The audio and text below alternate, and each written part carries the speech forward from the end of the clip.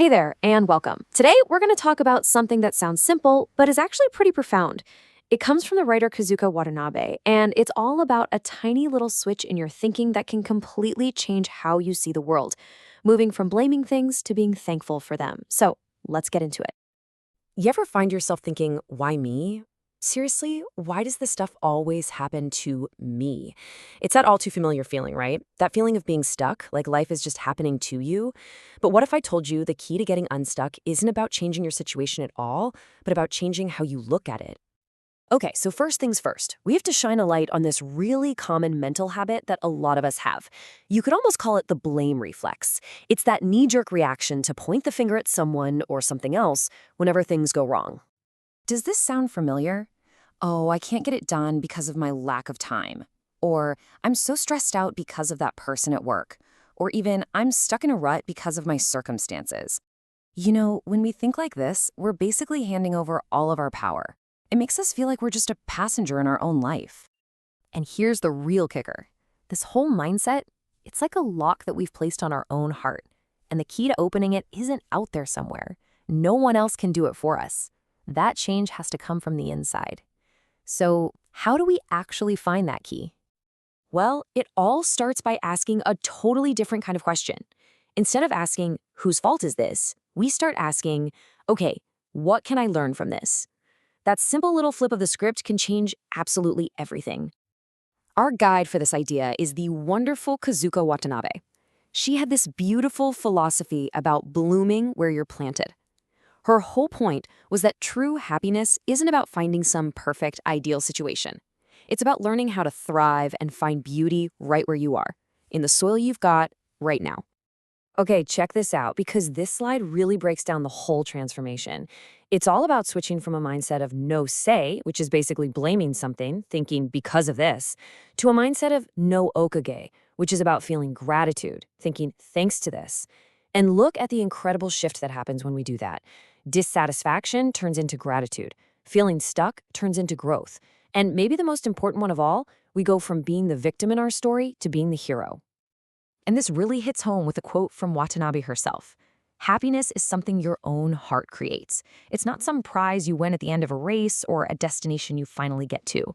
It's something you actively build, something you cultivate inside yourself every single day. So this all leads us to this really deep and beautiful concept of gratitude in Japanese culture called okage-sama. It's this idea that everything, and I mean everything, even the really hard stuff, can be seen as a gift.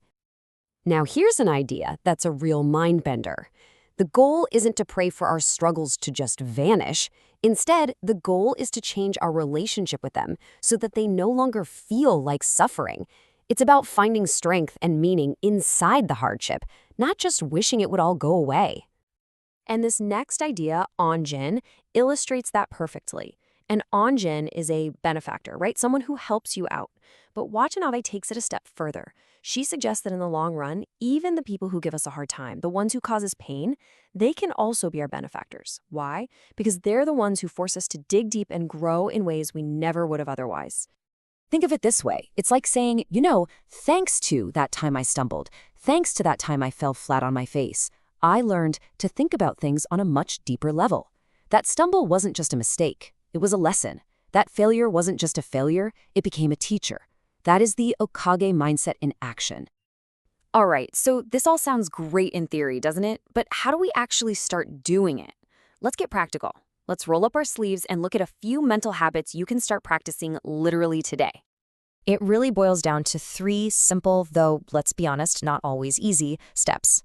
Number 1, accept the things you can't change. Number 2, find at least 3 things to be grateful for every single day. And number 3, practice looking at the people who frustrate you as potential benefactors. Let's break each of those down. So for that first step, acceptance, Watanabe often pointed to the wisdom in the serenity prayer.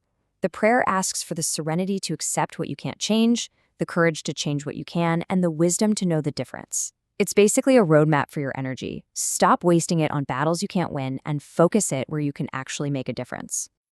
Now for habit number 2. This one's all about becoming a gratitude detective. At the end of every day, just take a minute to count the blessings that are hiding in plain sight. It could be something small, like that amazing first cup of coffee, or a nice text from a friend, or just the fact that you have a roof over your head. This practice literally starts to rewire your brain to spot the good stuff instead of just zoning in on what's wrong. And when you start to actually put these habits into practice, something really incredible begins to happen. You start to realize that you are the architect of your own inner world. And because of that, you're the architect of your own happiness. Let's circle back to that first example we used. Remember, I can't do it because of my lack of time? Well, that transforms into, thanks to the limited time I have, I can be more focused and efficient. See the shift? The situation itself, the amount of time, hasn't changed one bit, but your power within that situation has totally transformed. And that, right there, is the heart of it all. The world outside might stay the same, but when you change your perspective on the inside, your entire experience of that world changes right along with it. It's a powerful shift from focusing on what's holding you back to what can lift you up.